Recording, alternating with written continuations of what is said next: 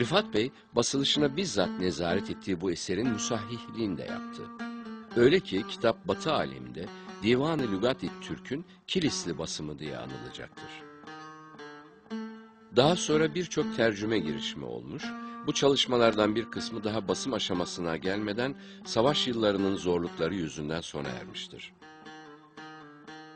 Nihayet Besim Atalay tarafından 1939'da birinci cildi, takip eden yıllarda diğer ciltlerinin çevirisi tamamlanarak 1941 yılında bitirilmiş ve 4 cilt olarak Türk Dil Kurumu tarafından basılmıştır. Türk dilinin ilk anıtlarını diken iki kişiden biri Yusuf Has Hacip, diğeri Kaşgarlı Mahmut'tur. Her ikisi de Türk dilinin birliğinin şive ayrılıklarına rağmen yüzyıllarca sürmesinde büyük bir rol oynadılar. Divanı şöyle bir karıştırmak bile Kaşgarlı Mahmud'un yaptığı işin büyüklüğü hakkında bir fikir verir bize. Sözcükler arasında dolaşırken 11. yüzyıl bütün berraklığıyla gözlerimizin önüne serilir. Çırağın 1000 yıl öncesini aydınlatan ışığında geniş bir coğrafyaya yayılan Türk boylarını görürüz. Kaygıları, kederleri, heyecanları, inanışları ve yaşama tarzlarıyla Kaşgarlı Mahmud'un kaleminden ete, kemiğe bürünürler.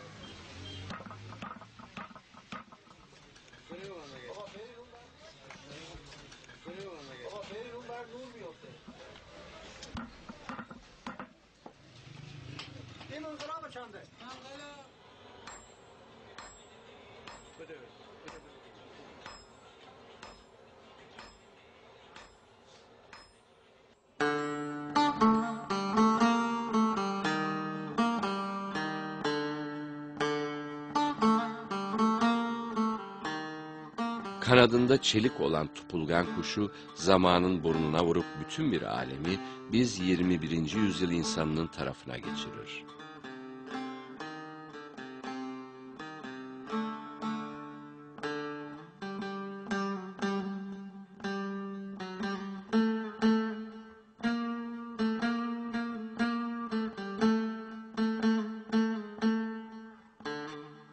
Han ve Hakan düğünleri için kurulan sofralar, hediye verilen ipekli kumaşlar, yüzde bulunan bene söylenen şiirler, altın varaklı külahlar, ip üzerinde oynayan cambazlar, ünlü bilginler, yere yakın uçan faydasız kuşlar üzerine gözlemler, tanıklıklar, kıssalar, hikayeler, atasözleri.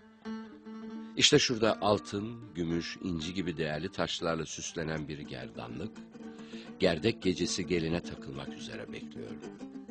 Bir müzisyen kopuzla bozkırı şenlendiriyor.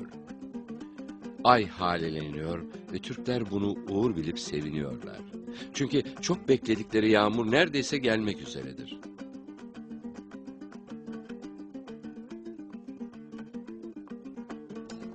Ozuk at bütün atları geçerek en önde gidiyor.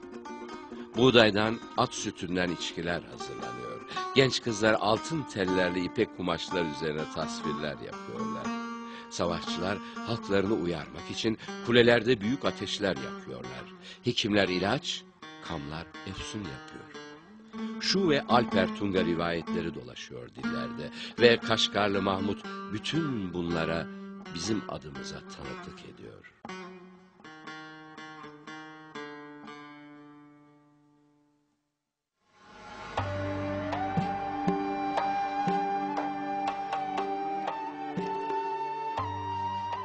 Yıllarca birçok güçlüklere göğüs gerdim diye geçinip geçer çektiği sıkıntılara. Ama 11. yüzyıl coğrafyasında seyyah olmanın yabana atılmayacak kadar zorlu ve tehlikeli bir serüven olduğunu tahmin etmek güç değil.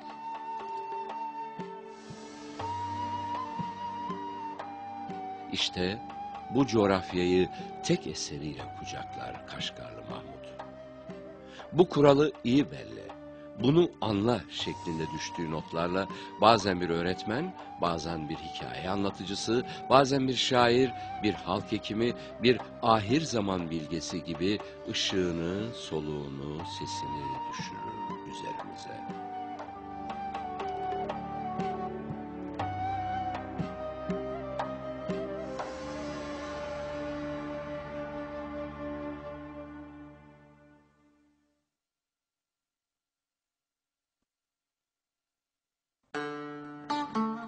19. yüzyılda Pierre Laroux'un Avrupa'ya bir kütüphane hediye ettiğini söyler Cemil Meriç.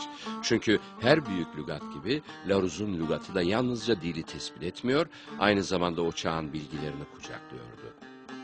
Avrupa okuma yazmayı o kitaptan öğrenmişti. Kaşgarlı Mahmud'un 11. yüzyılda yaptığı da budur. Çağını kucaklamak ve ilerlemek isteyenlere doğru yolu göstersin, yükselmek isteyenlere bir merdiven olsun diye dilin sicilini tutmaktır. Divanda 7500 sözcüğün Arapça karşılıkları yer alır.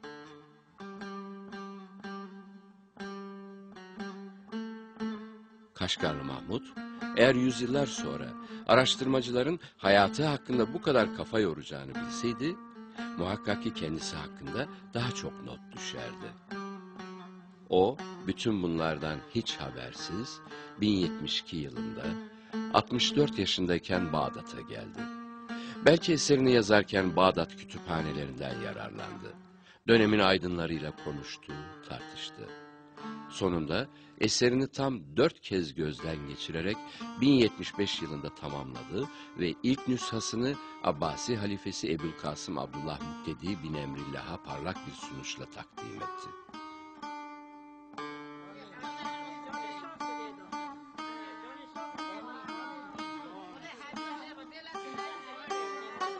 Türk diline, lehçelerine, kültürüne, tarihine, mitolojisine, adet ve geleneklerine, tıbbi farmakolojiye, yer adlarına, spora ve yemek çeşitlerine kadar hemen her alanda muhatabını bilgilendiren bu muazzam lügatın halifenin huzurunda son bulan hikayesi böyle. Sonra kitap elden ele, çağdan çağa dolaştı. Aslı kim bilir nerede ve nasıl kayboldu? Belki Bağdat'taki Moğol istilasında, belki Şam'da, kim bilir, belki de İstanbul'da.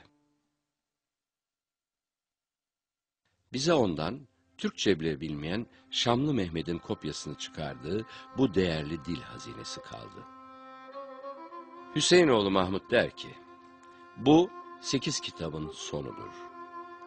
Öğüş alemlerin tanrısı içindir. Kitap sona kadar yayılsın, ebedi bir azık olarak kalsın. Artık kitabımız burada bitsin.